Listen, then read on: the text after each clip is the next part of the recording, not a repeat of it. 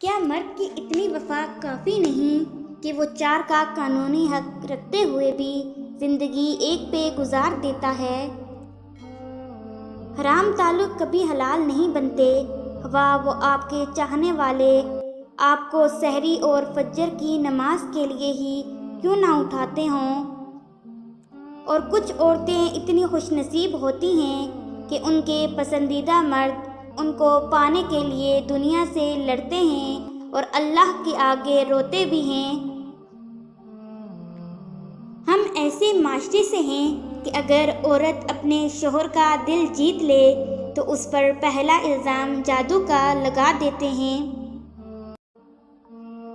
لمبی دوستی کے لیے 2 چیزوں پر عمل کرو۔ اپنے دوست سے غصے میں بات مت کرو۔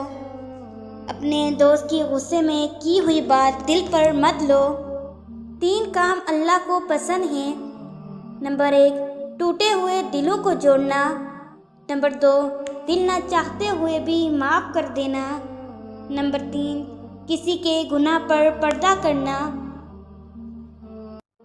امام حسین نے ارشاد فرمایا، عورت کا پردہ کرنا شہید کے خون سے بھی افضل ہے۔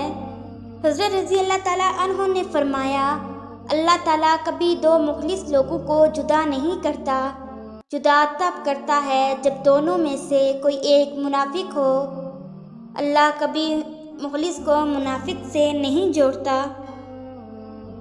حضرت علی نے ارشاد فرمایا، زیادہ سوچنا انسان کو ختم کر دیتا ہے، بس دعا کرو اور رب پر چھوڑ دو۔ ان اللہ مع الصابرین، بے شک اللہ صبر کرنے والوں کے ساتھ ہے۔ تھک گئے ہو، دیکھو پریشان مت ہونا، وہ اپنے بندے کو مسلسل تکلیف میں نہیں رکھتا، راحتیں جلد نصیب ہوں گی۔ رسول اللہ صلی اللہ علیہ وآلہ وسلم نے ارشاد فرمایا، دنیا فائدہ اٹھانے کی چیز ہے اور دنیا میں سب سے زیادہ فائدہ دینے والی چیز نیک بیوی ہے۔ مرد کا کردار اتنا ہی مضبوط ہونا چاہیے جتنا زلیخا کے سامنے حضرت یوسف علیہ السلام کا تھا۔ حضرت خدیجہ نے فرمایا، عورت کے لیے بہترین زیور پردہ ہے اور پردہ دار عورتیں جنت میں میری بیٹی فاطمہ کے ساتھ ہوں گی۔ کبھی کسی معصوم عورت کے خواب کسی کمزور مرد کے محتاج نہ ہوں اور کسی سچے مرد کے جذبات کسی چالباز عورت کی چالاکیوں کی نظر نہ ہوں۔